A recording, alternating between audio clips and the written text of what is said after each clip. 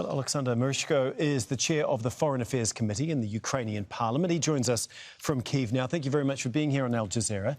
First of all, this is Zelenskyy's first visit, as we mentioned. Why now? Why has it taken so long? And exactly what is he trying to get out of it? Well, first of all, Albania has proved many times that Albania is our reliable friend. And I believe that the president of Ukraine came to Albania to visit a summit of Western Balkan states and to express the gratitude on behalf of Ukrainian people for support, political and military support provided by Albania and other Western Balkan countries. You talked about Albania being a reliable friend, but when it comes to Serbia, Russian influence there, that must be a huge concern for Zelenskyy and Ukraine. Of course, unfortunately, the leader, the president of Serbia, Vučić, for example, he meets Russian dictator Putin, shakes hands with him, and it's a matter of concern for Ukraine. Unfortunately, Serbia didn't implement European sanctions against the aggressor state, against Russia.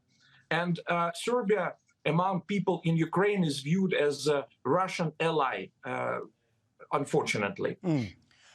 Obviously, there's growing Russian influence in the region. What can Zelenskyy do to try and combat that? Well, first of all, we are trying to maintain good relations with all the countries in the region. And today, Albania and Ukraine have signed a treaty on friendship and cooperation.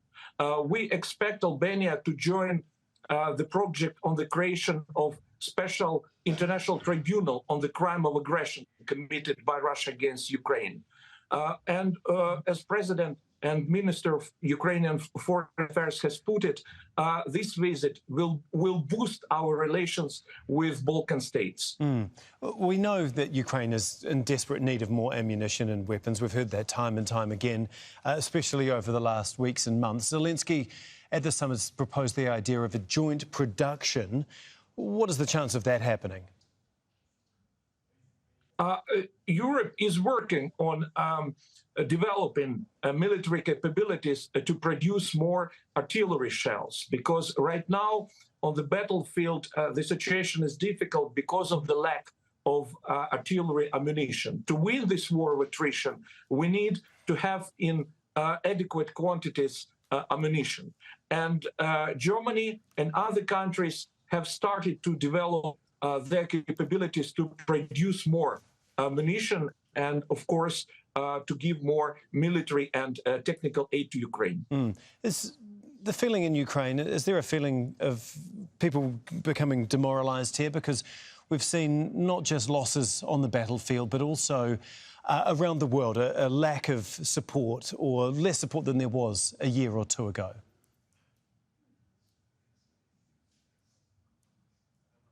Well, the spirits of Ukrainians, morale of our army remains to be very high. And we continue to be motivated for a very simple reason, because we are fighting against aggressor for our families and our homes. And what we see recently, Ukraine has concluded a number of very important agreements on security guarantees with such countries as the UK, Germany, France, Denmark, and Canada, and we expect to conclude the similar security agreements in the future. And we're very optimistic. We are confident that we will win the war and Russia will be defeated. OK, thank you for all of that. We really do appreciate your time and your insight here. Oleksandr Merezhko, thank you.